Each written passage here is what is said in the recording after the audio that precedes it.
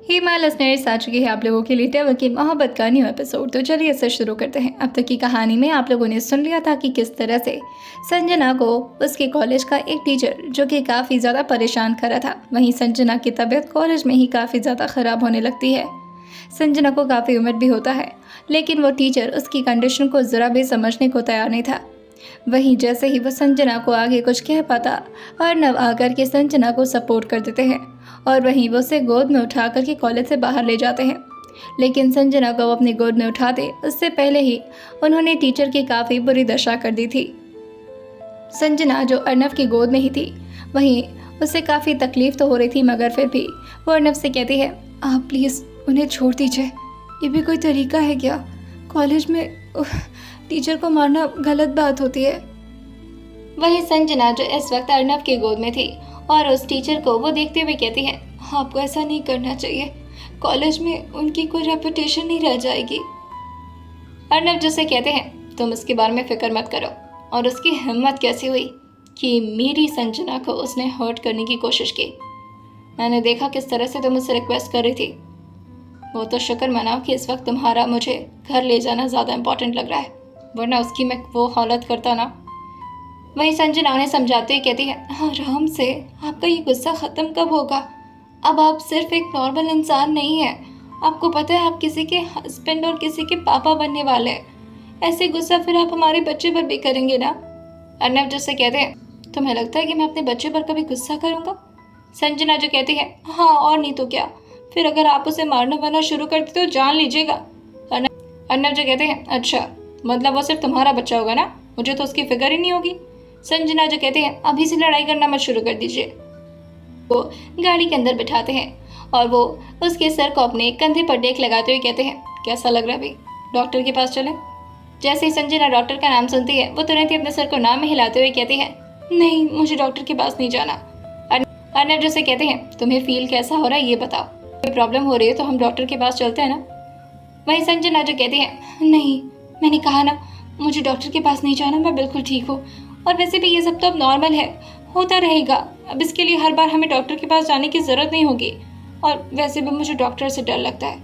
अर्नव जो हल्का मुस्कुराते हुए उससे कहते हैं, क्यों, तुम्हें क्या लगता है वो तुम्हें सुई लगा देंगे? संजना जो कहती है, नहीं वो जब से समर की तबीयत बिगड़ी थी और हमें बार बार हॉस्पिटल जाना पड़ता था ना, पता नहीं क्यों तब से एक अजीब सा डर बैठ गया मन में। ऐसा लगता है कि हॉस्पिटल का वाइब ना मुझे पसंद नहीं आता और वहाँ जाने में अजीब सी घबराहट सी महसूस होती है। ऐसा लगता है सारी पुरानी यादें वापस आ रही हैं, जब हम समर को लेकर के बहुत परेशान थे। खैर वैसे भी हॉस्पिटल से मेरा कोई कनेक्शन अच्छा नहीं है, इसीलिए मुझे हॉस्पिटल नहीं जाना। अर्नव जो कहते हैं, कोई बात नहीं, मैं डॉक्टर को फ़ोन कर देता हूँ, वो घर आकर के तुम्हें चेक कर लेंगे, ठीक है? संजना जो फिर से ना करते हुए कहती है, अगर ऐसा किया तो घर वालों को पता चल जाएगा और मैं चाहती हूँ कि ये उन्हें कल ही पता चले। अर्नव जो कहते हैं, अजीब ज़िद्दी इंसान हो तुम। हाँ अच्छा ठीक है, अगर प्रॉब्लम हो रही तो मुझे बता देना, मैं डॉक्टर से कंसल्ट कर लूँगा। वहीं अर्नव लगातार कभी उसके बाल को सहलाए जा रहे थे तो कभी उसके हाथ को। वहीं अर्नव को कुछ याद आता है और वो संजना के चेहरे की तरफ देखते हुए कहते हैं, वैसे पेट दर्द हो रहा है अभी? संजना जब अपना सर हाँ में लाते हुए कहती है, हाँ अभी भी हो रहा है और ऐसा लग रहा है कि अभी और वोमिट होगा। अर्नव जो कहते हैं, तो कल पानी पूरी कम खाना था ना। जैसे ही अर्नव ने ये टॉन्ट मारा था, अपने सर को उनके कंधे से हटाते हुए कहते हैं, आप मार लीजिए पहले ताने और कुछ साल लीजिए मुझ पर, नाराज़ भी हो लीजिए। हाँ माना कि मैंने थोड़ा ज़्यादा खा लिया था, मगर मैं तो उतना खाती रहती हूँ। अर्नव जो कहते हैं, मगर इस कंडीशन में नहीं खाना था। वहीं शौर्य जो अपनी गाड़ी को ड्राइव करते करते उन दोनों लोगों की बातें लगातार सुने जा रहा था और शौर्य को थोड़ा बहुत बातें समझ में भी आने लगी थी। वहीं वो खुश होते हुए कहता है, हाँ वाह ma'am, very very congratulation. Sanjana जो एक बार अर्नव को देखती है और फिर एक बार शौर्य को। वहीं अर्नव जो रियर व्यू मिरर से शौर्य को देखते हुए कहते हैं, तुम चुपचाप से गाड़ी ड्राइव करो। शौर्य जो कहता है, हाँ हाँ सर वो तो मैं कर रहा हूँ, लेकिन आपने इसीलिए बोनस दिलवाया था ना। अब मुझे समझ में आ गया कि सर का मूड इतना अच्छा हुआ कैसे। आपको पता है मैम आज सर ने क्या किया? अरे उन लोगों को छोड़ दिया जिन्होंने सर की कंपनी को डुबाने की कोशिश की थी। मुझे तो लगा था कि सर आज उन लोगों का अंतिम संस्कार करके ही छोड़ेंगे, लेकिन देखो उन चारों की किस्मत कितनी अच्छी थी कि वो चारों के चारों बच गए। अर्नव जो शौर्य को इतना खुश होता हुआ देखकर कहते हैं, तुम्हें खुशी किस बात की है? बोनस मिलने की या फिर उन 4 आदमियों के बचने की? शौर्य जो कहता है, अरे नहीं सर, मैं अंकल बनने वाला हूँ ना, मुझे तो इस बात की खुशी है। अर्नब जो फिर से एक बार शौर्य को रियर व्यू मिरर से घूरते हैं तो शौर्य एकदम चुपचाप से फिर से अपनी गाड़ी को ड्राइव करने में लग जाता है। थोड़ी ही देर में अब मेंशन आ चुका था। जैसे बाहर निकलने वाली होती है, अर्नब तुरंत ही उसकी तरफ का गाड़ी का दरवाजा खोलते हैं और उसके हाथ में अपना हाथ रख देते हैं और उसको हेल्प करते हुए उठाते हैं और फिर से उसे अपनी गोद में उठा लेते हैं। संजना जन से कहती है, इसकी जरूरत नहीं थी। अर्नब जिससे कहते हैं, इसकी जरूरत थी, और आगे किस किस चीज की जरूरत है ये मुझे पता होगा, तुम्हें नहीं, तुम चुपचाप से रहो। और ये बोलकर के वो उसे मेंशन के अंदर ले आने लगते हैं। वहीं वो जैसे ही मेंशन के अंदर आए थे वो देखते हैं कि यहाँ पर तो बहुत सारे लोग बैठे हुए हैं जो कि अर्नब की ही फैमिली से थे। कुछ अर्नब की फैमिली से तो कुछ सरला जी के फ्रेंड्स की। वही सरला जी जो अर्नब को जैसे ही देखती हैं वो तुरंत ही अर्नब के पास आते हुए कहती हैं, अरे अर्नब बेटा देखो, तुम्हारे बचपन के कितने सारे दोस्त तुमसे मिलने आए हैं। वो समझ जाते हैं कि सरला जी यहाँ पर इन सारे लोगों के इंटेंशन से बुलाए हैं, जिसकी वजह से उनका मूड और ज्यादा खराब हो जाता है। पहले उस टीचर की वजह से अर्नब का गुस्सा ऑलरेडी उनके सर पर चढ़ चुका था। वहीं वो संजना के साथ आगे बढ़ने लगते हैं और सरला जी और वहाँ आए सारे गेस्ट को अवॉइड कर देते हैं। संजना को ये काफी ज्यादा ऑकवर्ड लगा था और वो अर्नब के चेस्ट पर हल्का सा मारते हुए कहते हैं, आप मुझे यहाँ पर तो उतार दीजिए, और आपकी मामा आपको बुला रही है। अर्नब जी कहते हैं, तुम चुप रहो, फालतू काम है उन्हें। संजना जी कहती है, चाहे फालतू हो चाहे अच्छा काम हो, लेकिन आपको जाना चाहिए। कि तभी अर्नब की नज़र सविता जी पर पड़ती है, जो कि किसी नौकरों की तरह लगातार उनके गेस्ट की मेहमान नवाजी कर रही थी। और ये देख कर के अर्नब एकदम से बौखला उठते हैं, लेकिन वो नहीं चाहते थे कि संजना को इस बारे में पता चले। संजना की नज़र अब तक अपने मॉम पर नहीं गई थी। अर्नब जो तुरंत ही संजना को ऊपर की तरफ लाते हैं और उसे बेड पर आराम से बैठाते हुए कहते हैं, तुम यहीं पर रेस्ट करो, ठीक है, मैं तुम्हारे लिए क्या लेकर आऊं? संजना जी कहती है, अचार लेकर आएंगे। अर्नब जी कहते हैं, डंडा लेकर आऊं मैं तुम्हारे लिए? संजना जी अपना सर नाम हिलाते कहती है, नहीं, अपनी प्यारी बीबी को कोई डंडा से मारता है? अर्नब जी कहते हैं, चुपचाप से ही बैठी रहो, मैं जरा आता हूँ नीचे से। संजना जी उनकी कलाई को पकड़ते हुए कहती है, वहां पर बहुत सुंदर सुंदर लड़कियां भी बैठी हुई थी, कौन है वो? अर्नब जी कहते हैं, तुम टेंशन मत लो, मैं उनमें से किसी को देखूंगा भी नहीं। संजना जो अपने हाथों से उनकी नजर उतारते हुए कहती है, और नजर ना लगे मेरे हस्बैंड जी को। अर्नब जो हल्की से स्माइल करते हैं और कहते हैं, अच्छा। अर्नब जो तुरंत ही अपने चेहरे को संजना की तरफ करते हैं और उसके फोरहेड पर किस करते हुए कहते हैं, तुम आराम करो, मैं आता हूँ, हाँ। वहीं अर्नब जो संजना से बोल करके नीचे चले जाते हैं। वो जैसे ही नीचे की तरफ आते हैं, सविता जी उन्हें फिर से देखती हैं, जो कि इस वक्त सरला जी के सारे गेस्ट के सामने अपने सिर को झुकाए खड़ी थी। सरला जी लगातार उनका मजाक उड़ा करके अपने आए हुए गेस्ट को एंटरटेन कर रही थी और ये सब अर्नब से बिल्कुल भी देखा नहीं जाता। वो अपने कोट को अपने हाथ में लेते हैं और नीचे आते हुए उसे काउच पर रखते हैं और अपने स्लीव्स को ऊपर की तरफ फोल्ड करते हुए कहते हैं, क्या हो रहा है मॉम, और किस लिए बुला रही थी आप मुझे? सरला जी जैसे ही अर्नब को सामने देखती हैं वो एकदम से खड़े होते हुए कहती हैं, आओ बेटा, मैं तुम्हें मिलाना चाहती थी किसी से। ये देखो, यही है मेरी फ्रेंड की बेटी नूतन। तुम्हें कब से कह रही थी कि एक बार इससे आकर के मिल लो, लेकिन तुम थे कि बस अपने काम में इतना ज़्यादा बिजी कि तुम्हें तो किसी पर ध्यान ही नहीं देना होता है। वही वो नूतन जो कि अर्नब को देखकर खड़ी होती है और अपने हाथ को आगे की तरफ बढ़ा लेती है, मगर अर्नब ने तो वादा किया था संजना से कि वो किसी लड़की को इनमें से देखेंगे भी नहीं, जिसकी वजह से वो सरला जी को एक बार देखते हैं और फिर सविता जी को देख कर कहते हैं, आप कुछ खाएं आंटी? सविता जी जो कहती हैं, बेटा कितना। वही सरला जी तुरंत ही सविता जी से कहती हैं, बेटा क्या होता है, वैसे भी ये मालिक हैं इस घर के और आप इस घर की। अर्नब बीच में ही सरला जी की बात को काटते हुए कहते हैं, मेरी मदर इन लॉ हैं ये, आपको पता होना चाहिए मॉम। जैसे ही ये सारी बातें उनके गेस्ट सुनते हैं वो एकदम से आपस में गॉसिप करना शुरू कर देते हैं। वहीं सविता जी को अर्नब उनके हाथ पकड़ के उन्हें अंदर ले जाते हुए कहते हैं, आप रूम में चलिए, मैं मेड से कह कर के आपके लिए खाना भिजवाता हूँ। और ये हाथ, आपके हाथ में चोट लग गई है क्या? उनके हाथ में एक हल्का सा कट लग गया था जिस पर उन्होंने इस वक्त पट्टी बांध रखी थी। सविता जी जो कहती हैं, अरे हल्की सी चोट है बेटा, ठीक हो जाएगी। अर्नब जो कहते हैं, ऐसे कैसे ठीक हो जाएगी, चलिए मैं फर्स्ट एड लगा देता हूँ, और समझ नहीं आया अब तक। और ये बोलते हुए वो सविता जी को अपने साथ उन्हीं के रूम में लेते जाते हैं। सविता जी जो कहती हैं बस आता ही होगा वो। अर्नब जो सविता जी को देखकर कहते हैं आपको ये सब करने की क्या ज़रूरत थी और वहाँ पर क्यों खड़ी थी आप? देखा नहीं आपको किस तरह से मॉम जलील कर रही थी?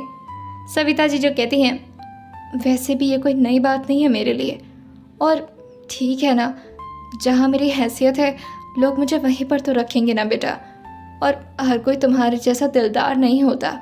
पता जी कोई देख लो वो मुझे कितना मानते हैं। जहाँ मेरे पति के मरने के बाद मेरे घर वालों ने साथ छोड़ दिया, वहाँ पर एक अनजान आदमी आकर के मुझे अपनी बहन बोला और मेरे लिए वो सब कुछ किया जितना कि शायद मुझे उम्मीद नहीं थी। हर कोई प्रशांत जी की तरह या तुम्हारी तरह नहीं होता, और सरला जी की भी इसमें कोई गलती नहीं है।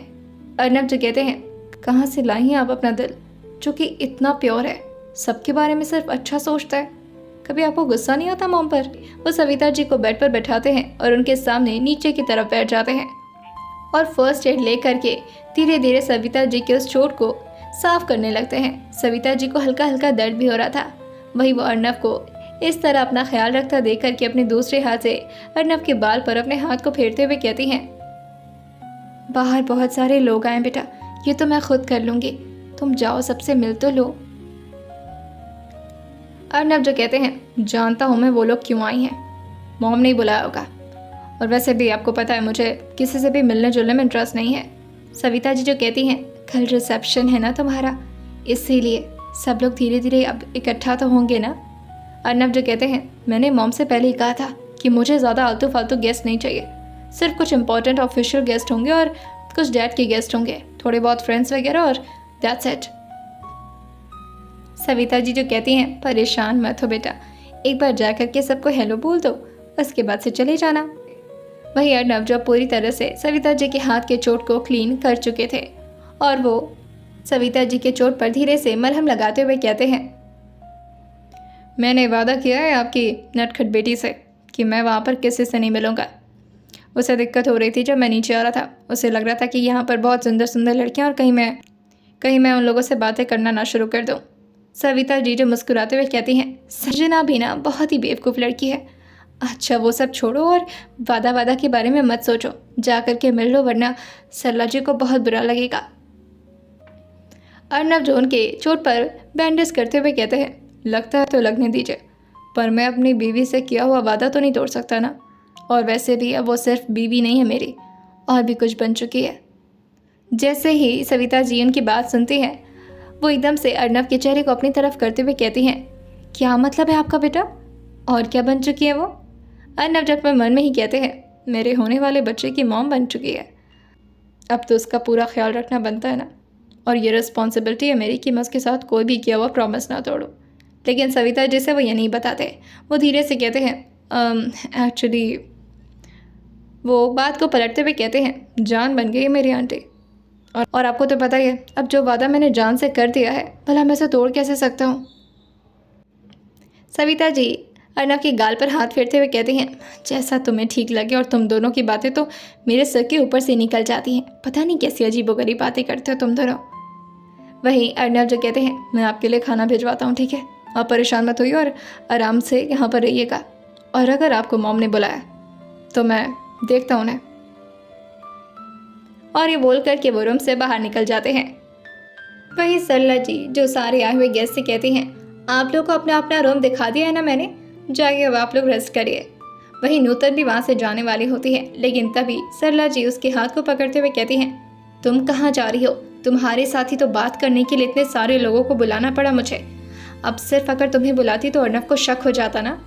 नूतन जो कहती है आप करना क्या चाहती हैं आंटी, और वैसे भी अब तो मेरा दिल टूट ही चुका है, मैं नहीं आना चाहती अर्नब के सामने। अब देखती नहीं आप किस तरह से मुझे इग्नोर कर देता है, जैसे उसके सामने मैं दिखाई नहीं देती हूँ, या किसी कांटे की तरह मैं उसे छुपती हूँ। अर्नब जो ऊपर की तरफ जा ही रहे थे, लेकिन तभी उनकी नज़र सरला जी और नूतन पर पड़ जाती है, और अर्नब फ्रस्ट्रेशन से अपने सिर को हिलाते हुए कहते हैं मॉम आप सुधरेंगी नहीं ना, क्या करूँ मैं आपका। और ये सोच कर ही वो ऊपर की तरफ निकल जाते हैं संजना का केयर करने के लिए, और वह संजना को ज़्यादा देर अकेले भी तो नहीं छोड़ सकते थे क्योंकि संजना को शक की बीमारी होने लगती। वहीं दूसरी तरफ सरला जी और नूतन के बीच में बातें शुरू हो जाती हैं। सरला जी नूतन से कहती हैं कल रिसेप्शन है बेटा, नूतन जो कहती है तो मैं क्या करूं, शादी तो हो ही चुकी, अब रिसेप्शन ही होगा ना, इसमें कोई नई बात थोड़ी ना है। सरला जी जो कहती हैं अरे तुम रो क्यों रही हो बेटा, इसीलिए तो बुलाया है तुम्हें। देखो वैसे भी वो लड़की मुझे एक आँख नहीं भाती है, मैं तो चाह रही हूँ कि किसी भी हालत में कुछ ऐसा हो जाए जिससे अर्नव को उसे छोड़ना ही पड़े।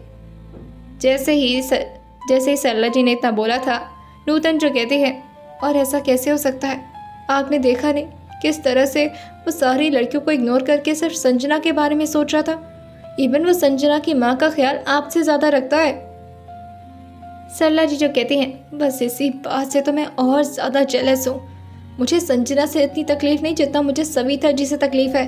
बचपन से ही वो अपनी बेटी को इसीलिए इस घर में तो लाती थी ताकि वो मेरे बेटे को हड़प ले मुझसे, और मुझे ये सब बिल्कुल भी देखा नहीं जा रहा। जब तक संजना थी ना तब तक मैं बर्दाश्त कर भी सकती थी, लेकिन अब जब से ये सविता जी आई है ना, मुझे किसी भी हालत में उस लड़की को इस घर से बाहर, वो भी धक्के मार करके बाहर करना है। और मैं चाहती हूँ कि ये काम खुद अर्नव अपने हाथों से करे। खैर मुझे इसके बारे में कुछ सोचना है। वहीं वो नूतन को देखकर कहती है तुम डॉक्टर हो ना। नूतन जो कहती है हाँ वो तो मैं हूँ। सरला जी जो कहती हैं डॉक्टर लोगों का तो बहुत काम आता है, तुम्हें तो कोई अच्छी अच्छी दवाइयाँ भी बताऊंगी। नूतन जो कहती है आप किस तरह की बातें करें आंटी, मैं कोई दवाई नहीं दे सकती अर्नव को, और वैसे भी ये कोई जादू टोटका थोड़ी ना है, और अगर उसमें अर्नव को कोई नुकसान पहुंच गया तो नहीं, मैं ये सब नहीं करूँगी। और मैं अर्नव को बहुत ही पसंद करती हूँ, लेकिन इसका मतलब ये नहीं कि मैं उसकी ज़िंदगी को ख़तरे में डाल दूँ।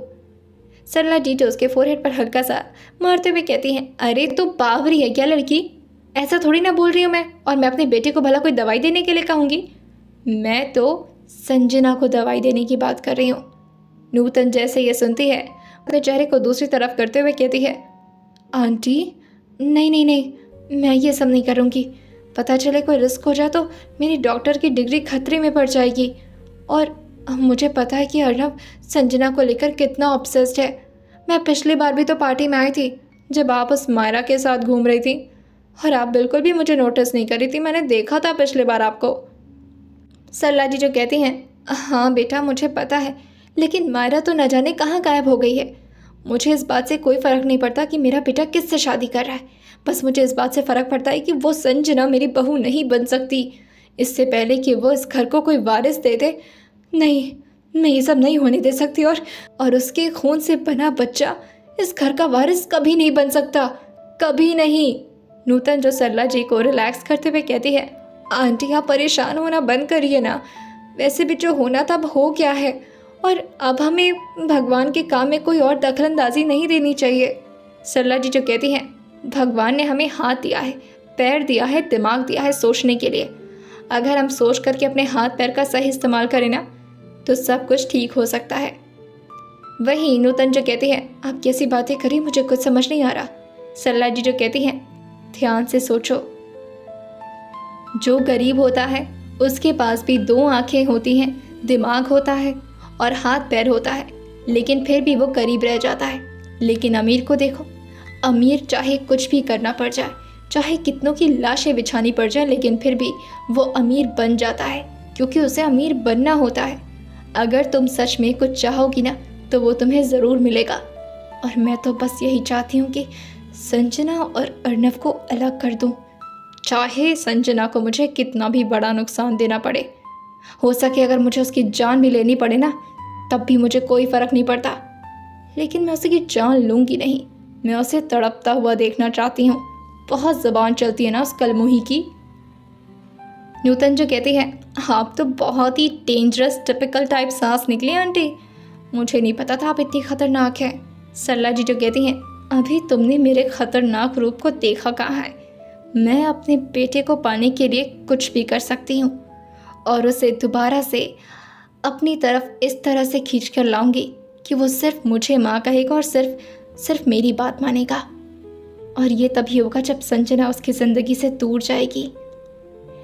एक काम ऐसा करो, मुझे ना बस कोई ऐसी दवाई ले आकर के दे दो जो कि संजना को कभी भी प्रेग्नेंट ना होने दे। जैसे ही नूतन ये सुनती है वो अपनी जगह से एकदम से खड़ी हो जाती है और कहती है, आंटी ये बहुत गलत बात है, आप ऐसा कैसे कर सकती हैं। कि तभी सरला जी उसके हाथ को पकड़ती हैं और जल्दी से उसे नीचे की तरफ बिठाते हुए कहती हैं, चुपचाप से ही बैठो। और तुम्हें क्या ढोल नगाड़ों के साथ सबको बताना है ये बात सिर्फ तुम्हारे और मेरे बीच में रहनी चाहिए। अगर यहाँ पर किसी मेड को भी ये बात पता चली ना तो समझ जाओ कि तांडव मच जाएगा घर में। अरे कहीं ऐसा ना हो कि मेरे बेटे को ये बात पता चले और वो मुझे ही इस घर से बाहर कर दे। नहीं, इससे पहले कि किसी को ये बात पता चले तुम इससे अपने दिमाग से निकाल दो। लेकिन हाँ, ये काम हो ज़रूर जाना चाहिए और अपनी ज़ुबान पर इस बात को ज़रा भी मत लाना। नूतन जो कहती है, आंटी पर ये सब।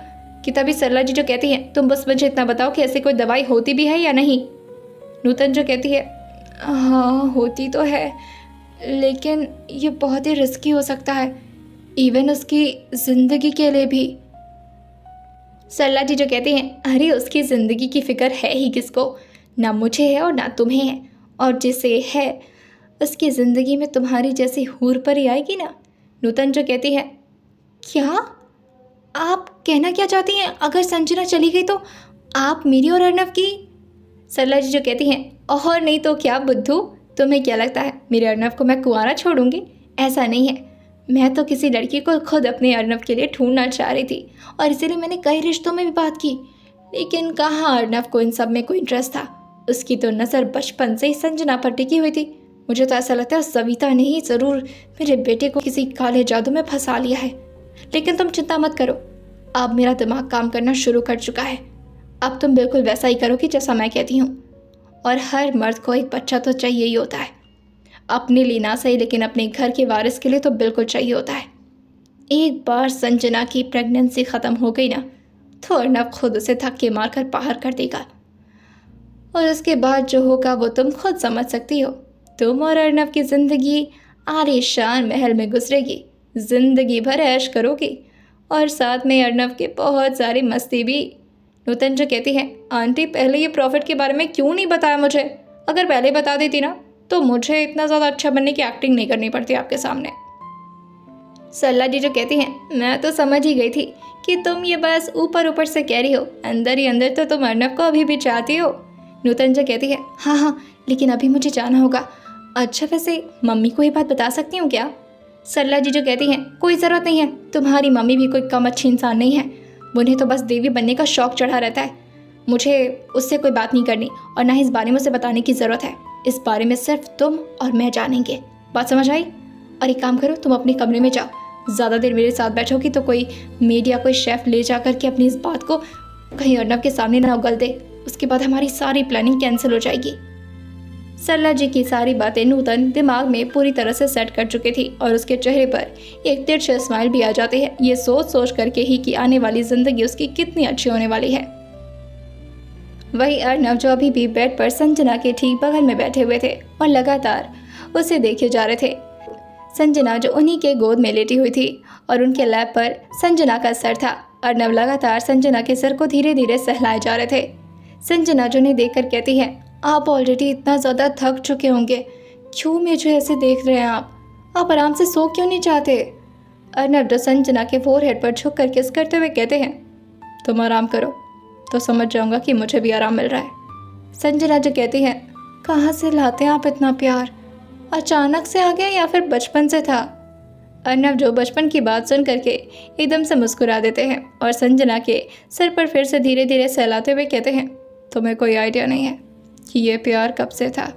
मुझे तो ऐसा लगता है कि हमारा प्यार इस जन्म का है ही नहीं, न जाने कौन कौन से जन्मों से हमारा रिश्ता एक साथ बनते हुए आया है, तभी तो तुम बचपन से मुझे इतनी अच्छी लगने लगी थी। संजना जो कहती है, लेकिन जब फर्स्ट टाइम आप मिले थे तो बहुत ही अकड़ कर के बात किया था, अच्छे से याद है मुझे। अर्नव जो कहते हैं, हाँ तो तुमने मेरी बुक भी तो फाड़ दी थी। संजना जो कहती है, वो बुक तो मैंने पढ़ने के लिए ली थी, मुझे बहुत अच्छी लगी थी, मेरे पास वैसी कोई बुक थी नहीं तो मैं बस पढ़ रही थी और आप मेरे साथ खींचातानी कर रहे थे तो बस फट गई तो फट गई। अर्नव जो कहते हैं, तुम्हें इतनी बचपन की बातें याद है। संजना जो कहती है, क्यों आप मेरे दिमाग को कमज़ोर समझते हैं, मैं बहुत ही ज़्यादा इंटेलिजेंट और बहुत ही ज़्यादा स्मार्ट हूँ, हाँ बस आपकी तरह बिजनेस वूमेन नहीं बन पा रही। अर्नव जो कहते हैं, वो भी जल्द बन जाओगी, और ये बोल करके वो उसके पेट पर धीरे से हाथ चलाते हुए कहते हैं, फिलहाल तुम कुछ और बन जाओ, उसके बाद। संजना जो कहती है, मुझे इसी बात की तो टेंशन हो रही है, अगर इसी तरह से मेरी तबीयत ख़राब रही तो मैं पढ़ाई कैसे करूँगी, मुझे एग्ज़ाम्स भी देना और 3-3 4-4 घंटे की बैठ कर के एग्ज़ाम्स कैसे लिखूँगी मैं।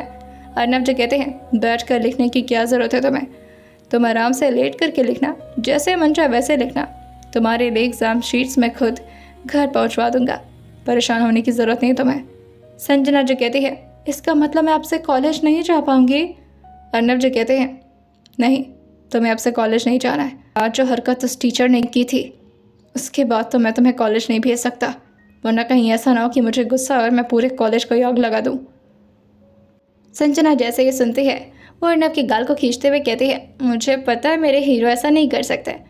मैंने सुना है शौर्य ने आज क्या कहा, किस तरह से आपने उन 4 आदमियों को छोड़ दिया और पूरे ऑफिस में आपने बोनस भी बंटवाया। क्यों? मुझे पता है अब आप धीरे धीरे अच्छे बन रहे हैं। अर्नब जो कहते हैं, मैं सिर्फ तुम्हारे लिए और अपने बच्चे के लिए अच्छा हूँ, दुनिया के लिए मैं अभी भी बिल्कुल वही अर्नब हूँ जो पहले था, Arnab Raj Singhania, the very cruel and very dangerous. Sanjana जो कहती है, अपनी ये बड़ी बड़ी आंखें करके ना मुझे इस तरह से मत बोला करिए, मैं डर जाती हूँ। और ये बोल करके वो फिर से अर्नब के लैप में खुद को छुपा लेती है। अर्नब जो उसके चेहरे के पास से अपने हाथ को ला करके धीरे धीरे उसको सहलाते हुए कहते हैं, कुछ खाओगी? संजना जो कहती है, नहीं, मुझे अभी भी भूख नहीं है। अर्नब जो कहते हैं, कुछ फ्रूट्स खा लो ताकि तुम्हारे बॉडी को एनर्जी मिले, पर वरना कहीं ऐसा ना हो कि तुम अपने साथ साथ मेरे बच्चे को भी भूखा रखो। संजना जो कहती है, अच्छा, अब आपको अपने बच्चे की फिक्र ज़्यादा होने लगी है, मैं भी देख रही हूँ, धीरे धीरे जब बच्चा हो जाएगा तो मुझे भूल जाएंगे। अर्नब जो उसकी गाल को थोड़ा खींचते हुए कहते हैं, तुम्हारे जैसे क्यूट बेबी को कैसे भूल सकता हूँ मैं, तुम हमेशा से प्रायोरिटी हो। संजना जो कहती है, नहीं, आप सिर्फ अपने बच्चों से प्यार करते हैं, मुझसे नहीं प्यार करते। और ये बोल करके वो नाटक में ही रोना शुरू कर देती है, तुम्हें मेरे बच्चों से कम थोड़ी ना हो, और वैसे भी बच्चा होने के बाद मेरे पास 2 लोग होंगे संभालने के लिए। संजना जो उनकी तरफ अपने चेहरे को करते हुए कहती है, ट्विंस नहीं होने वाले हमारे, और 2 बच्चों को संभालना कोई मामूली बात नहीं होती है। अर्नब जो कहते हैं, बात तो सही है, अभी एक बच्चे को संभाल रहा हूँ, धीरे धीरे दूसरा बच्चा भी हैंडल कर ही लूँगा। संजना जो कहती है, आप मुझे बच्चा बुला रहे हैं? अर्नब जो कहते हैं, हरकतें कैसी हो तुम्हारी? संजना जो कहती है, बच्चों वाली तो बिल्कुल नहीं है, मैं बहुत इंटेलिजेंट हूँ और बहुत जल्द मुझे बिजनेस भी करना है, आपकी तरह मैं भी पैसे वाली बनूंगी। अर्नब जो कहते हैं, हाय तुम्हारे पैसे के ख्वाब, तुम्हें ऐसी कौन सी चीज़ नहीं मिल रही जो तुम्हें पैसे पैसे पैसे करना होता है दिन भर। संजना जो अपनी आंखों में हल्की सी नमी लेते हुए कहती है, मेरी माँ को रिस्पेक्ट नहीं मिल रहा, उन्हें जो जगह मिलनी चाहिए वो नहीं मिल रही, और अगर मुझे पैसों की ज़रूरत होगी तो मुझे आपसे मांगना पड़ेगा, और ये मैं नहीं होने दे सकती। मुझे अपनी ज़िंदगी में कुछ करना है और वो भी अपनी बदौलत, प्लीज़।